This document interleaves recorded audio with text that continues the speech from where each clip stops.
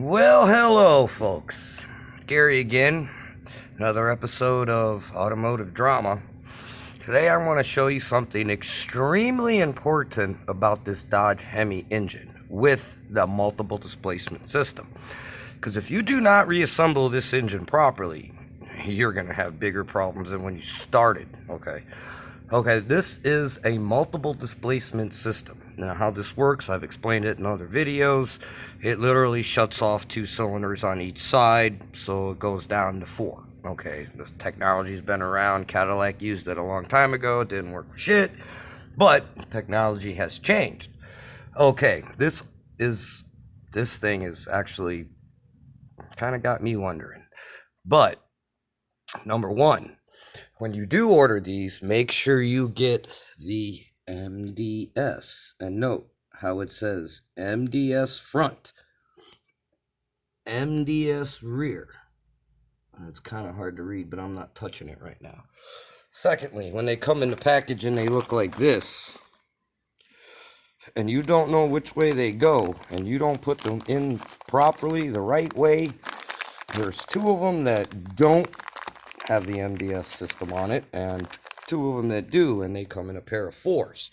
So you better make sure you get these things straight when you put them back in.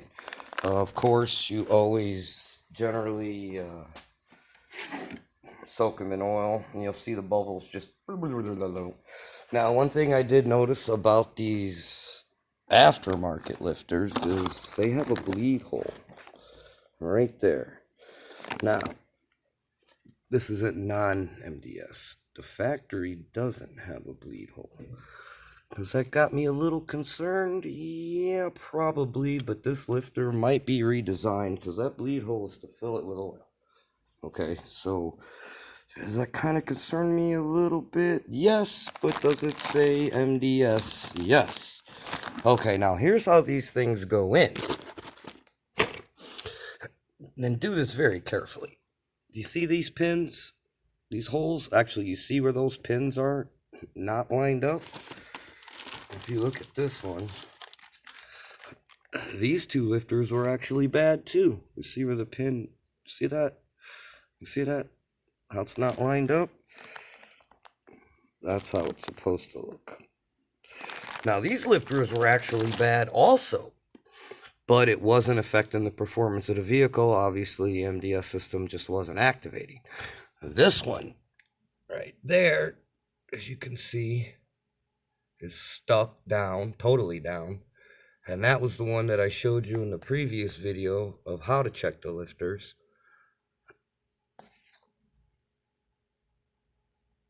That one actually doesn't, see how it's stuck down? It should not be stuck down. So actually all 4 of the lifters on the MDS system were bad when I took this apart. I did not know that until I took it apart. Oh, secondly, in the parts store's infinite wisdom, they actually sent me the wrong head gasket.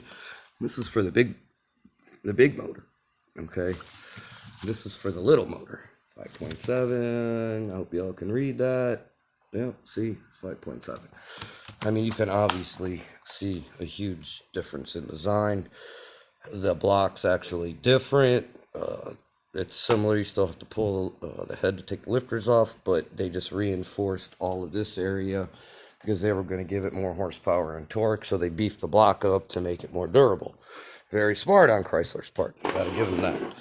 All right, now, if you saw another previous video of why these guys said it didn't have compression, and I showed everybody why I did a cylinder balance test, and it was 18% at 100 psi, and the more I cranked the max the gauge out, it just almost went down to 0. I probably didn't show that on the video because sometimes I don't have time to do everything. You see that down there? That's Marvel Mysterio. Now, this cylinder came up dead on, I mean, not leaking anything. When I got it apart, and this is where the cylinder was when I did cylinder balance test, at the bottom. I don't know if you can actually see that. Yeah, a little bit. There's rust damage, water damage. Now, if that being blue and got overheated, this cylinder would be junk. I gave it, if you saw the oil, I gave it the old mechanical hydraulic test, and it pretty much held that oil there for 2 days and didn't leak a drop, so I know everything's good. Now, also when I got it apart, I found out this thing had a puff of white smoke in the morning. White, blue. It was kind of actually both. I'll show you why in a minute. One, that cylinder, the valve was stuck and it was sucking oil from the crankcase. And two, you see those little white marks? You see the difference? That one's not white. That one doesn't have the little white marks on it. That one does. This one only has a little bit right here. Of course, these do because they're block-offs. And make sure you get the right side head gasket. There is a left and a right and a top. Pay very good attention to that also. But if you see that, I'm sorry, my friends, and it's, okay, this is cylinder side. This is head side. If you look, oh, you can't really see it, I was cleaning it. There is a white powder on the bottom of the cylinder head in the combustion chamber. It's really hard to see on some of these cylinders. There's some right there. I was cleaning on carbon off of them. But you see that little bit of white powder? And it's still a little bit there, but I kind of already hit it too much with the Marble Mist oil. Yeah, but you can actually see how it's kind of a white powder. Even in the centers, a little bit of a white powder. Even the tips of the plugs have a little bit of white powder on them. That is coolant. And what was going on was one of two things. The head I already checked, it's straight. And if the head was warped, this thing would never run right. It would blow coolant everywhere, overheat, and it'd just be a nightmare. Secondly, torqued to don't yield head bolts. I looked it up. They are, you torque them down to a certain degrees and another 90 degrees. Yes, they were either stretched and beyond holding the head down, or, and I'm not going to lie to you, I think somebody's already been here. When I took this thing apart, they didn't feel real tight to me. Okay, and you know, you only crack them a quarter turn at a time when you're taking them apart, when you first loosen it up, because you don't want to warp anything. So I made sure I ordered new head bolts, but I think mainly the main problem was that these head bolts, they're torque to yield, which means they stretch. And they're like springy, and that's what keeps the head clamped down. Well, I think they stretched out. I haven't got a new one and compared to see if there's actually a length difference. I'm probably not gonna because it's a waste of my time. I got new ones. But I killed multiple stones. I killed multiple birds. With only one throwing of a stone, I'm tearing this motor apart. I said that right? Yeah, I said that right.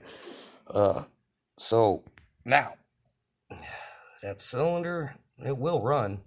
You might get a little bit of tiny puff of smoke here or there. Nothing like it was doing. Anyways, so if you ever come across one of these, make sure you pay really good attention and you mark everything and put it right back the way it comes out. Now, when you pull these out, if you turn them a little bit, you'll see this wedge right here.